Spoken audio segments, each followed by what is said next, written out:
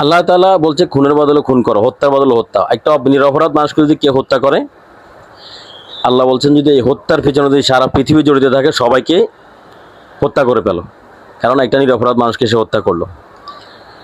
তো এই হত্যার আইনটা যদি পাশ হয়, আমার মনে হয় না কেউ কাউকে হত্যা করবে। কারণ হচ্ছে সে তো জানে আমি যদি হত্যা করছি পাশ হবে, তখন আমাকে মেরে ফেলবে। সুতরাং আল্লাহর আইনের মধ্যে, আল্লাহর যে বিধানের মধ্যে, কেসাসের মধ্যে মানুষের জীবন রয়েছে, সেখানে মৃত্যু নয়, এটাই জীবন, এখানেই জীবন। এক।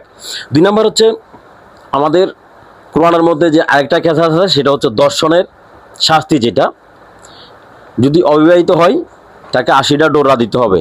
আর এই ৮০ ডোররা মানে হচ্ছে ওমর রাদিয়াল্লাহু তাআলা আনহুর জীবনে দেখতে হবে। ৮০ ডোররা মানে আপনি বেতের আঘাত করতে থাকবেন, এই অবস্থা যদি মরে যাবে, এটা আল্লাহর আইন, এটা হচ্ছে শাস্তি। এটা যদি প্রয়োগ হয় তাহলে দর্শন হবে না। আর যদি বিবাহিত কেউ করে থাকে এই কাজগুলো, তাকে কি করতে হবে?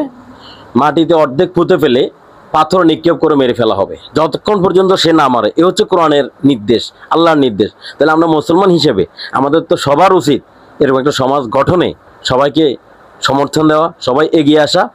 এই জিনিসগুলো যতদিন পর্যন্ত বাংলাদেশে প্রয়োগ হবে না, এই আইনগুলো যতদিন পর্যন্ত সংবিধানে রায় হবে না, পাশ হবে না, ততদিন পর্যন্ত কোনো সরকার কোনোভাবেই কোনো অন্যায়ের বিচার করতে পারবে না। বিচার হতেই থাকবে, দল থেকে বাদ দিতে পারবে, এতটুকুই, আর কোনো কিছু না। Thank you.